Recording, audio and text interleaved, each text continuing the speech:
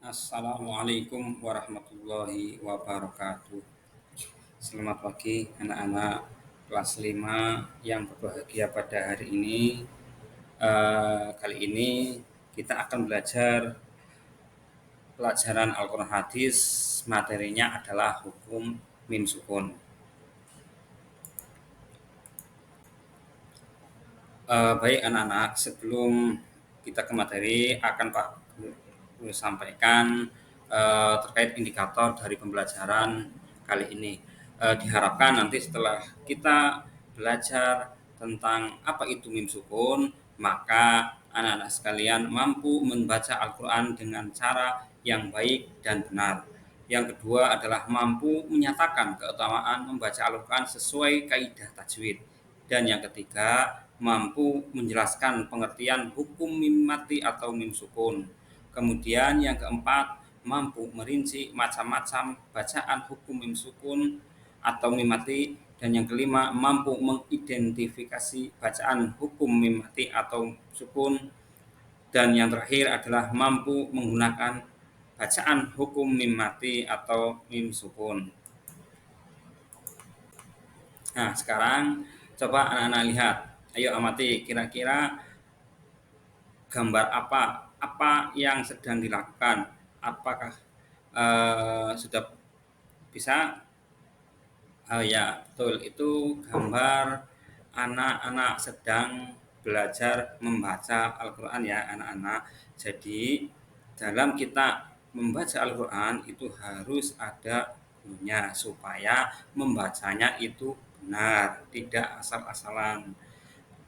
Oleh karena itu, anak-anak, ayo siapa yang ingin pintar membaca Al-Quran seperti gambar tersebut? Kira-kira siapa? Ya, kira-kira apa yang wajib dipelajari jika ingin membaca Al-Quran dengan baik dan benar?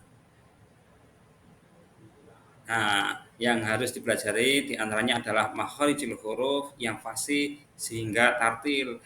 Nah, itu semua ada dalam satu rangkuman ilmu yang dinamakan ilmu tajwid. Lanjut anak-anak. Nah, yang pertama kita harus mengenal hukum bacaan mim sukun dulu. Mim mati atau mim sukun apabila bertemu dengan salah satu huruf hijaiyah maka memiliki tiga hukum bacaan, yaitu yang pertama ikhfa syafawi, yang kedua idgham mimi, dan yang ketiga adalah idhar syafawi. Yang pertama, ikhfa syafawi. Apa sih ikhfa syafawi itu? Ikhfa syafawi adalah apabila ada mim mati atau mim sukun bertemu dengan huruf ba, maka hukum bacaannya disebut ikhfa syafawi, yang harus dibaca sama-sama di antara di bibir dan didengungkan. Misalnya contoh ya, inna rabbahum bihim. Nah, kemudian tarmihim bihijarah. Terus contoh selanjutnya alaihim bi khaliq. Maaf. Alaihim bi khailik. Dan seterusnya. Lanjut, yang kedua adalah idgham mimi.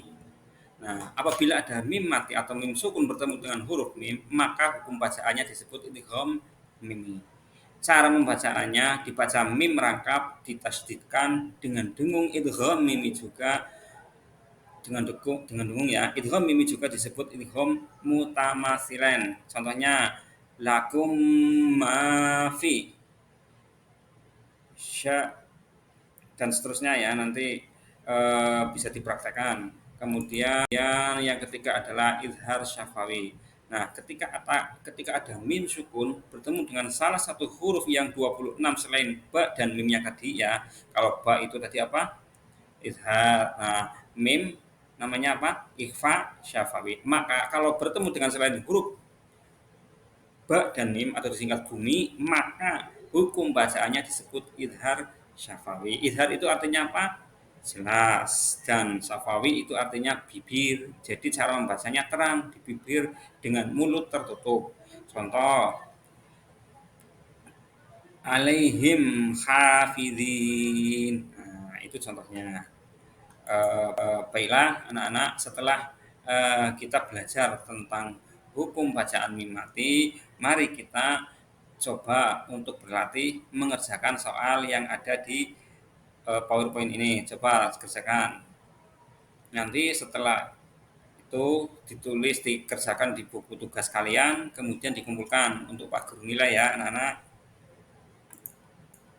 Nah, kalau sudah ada pertanyaan, nah kalau tidak ada pertanyaan, maka Pak Guru tutup dulu untuk pembelajaran Quran hadis pada pagi hari ini.